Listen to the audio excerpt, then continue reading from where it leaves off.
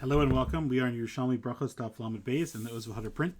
And I want to talk about a very somber topic. We mentioned it earlier in passing, but I think it really deserves some attention. It's very fascinating to think about and a tremendous lesson, even though it's cuts at life and death, literally.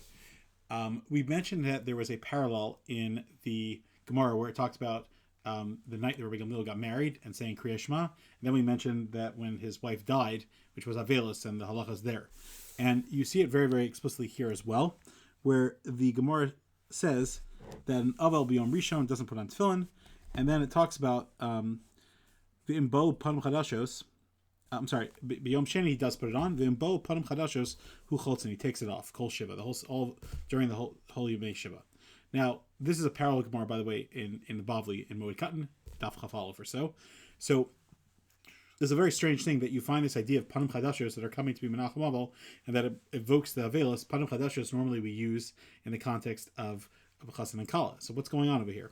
And it's certainly not a insignificant correlation. And also just the idea of Shiva, where there's 7 days of Avelis and there's 7 days of Simcha, is definitely significant. And then at the end of our Amud, or at the end of this page, we find the exact same thing as well, where the Gemara says that so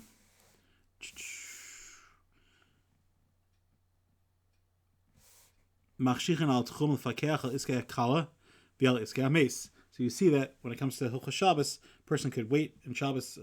It's in the Perek of Gimel of Shabbos that it's quoting this, that a person could wait right before Shabbos to by the Tchum, take care of the Kala and also the mace, to bring with different things that are needed. Lavi Aram, Tachrichim, Chalilim, Umikonos, to bring the coffin, the shrouds, the flutes, and the lamenting women. Okay, so what's going on over here? It's not insignificant. The Yerushalmi in Ksubas, Perek Aleph, Halacha Aleph, says explicitly, Moshe, Hiskin, Shivas Yimei HaMishteh, Vish Shivas Yimei HaAvel. So you see clearly that there's a correlation. Moshe himself was masakin the 7 days of celebration of the Chassan and Kala and 7 days of the Avelis. So what's going on over here? Also, Chazal say that we find the Ramban al Torah, for example, brings us down in Berachos Perek Chavtes Pasuk Chav Aleph, that Yaakov says, "Malu Shvu Ki Malu Yamai, my days have been fulfilled." He's ready to get married. So he says that Yaakov had Sheva Brachos, and with his new wife, Leah, before he married Rachel. And then you also find in the Medrash, Berachos Rabbah, Parsha Kuf, that it says explicitly that we learn out Shivas Me'avelis from Yaakov Avinu, from his death, etc. There's many, many other correlations between the two. For example, there's a correlation of the first 3 days, which are the worst, which corresponds to different halachas.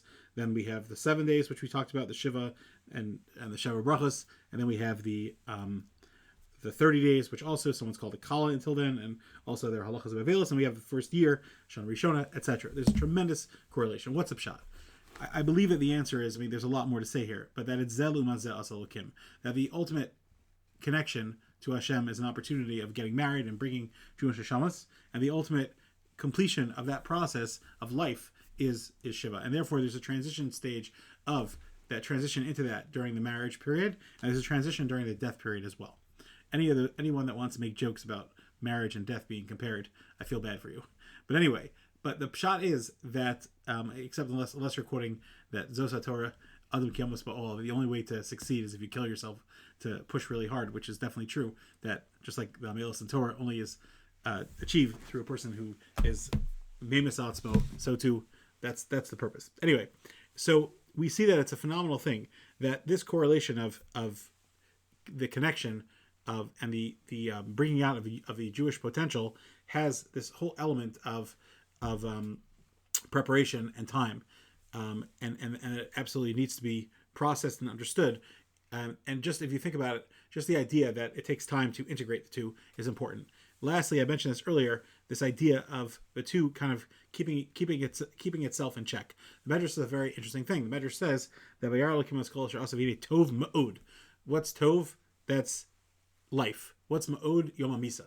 How could that be ma'od? How could that make your life very good? The answer is that it puts life in perspective, and it teaches us to focus on what's important. My Rabbi Rav Asher Rubenstein Zatzal always used to quote the Panamid Rav. Why does it say that Lo Hayu Yom Tovim L'Yisrael, like the 15th and Yom Kippur? So he would say, well, what's the pshat?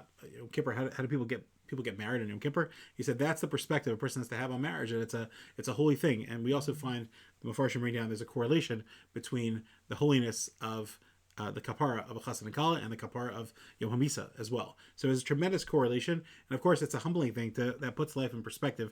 That's the tov ma'od. We should be zochet to only simchas, only good things.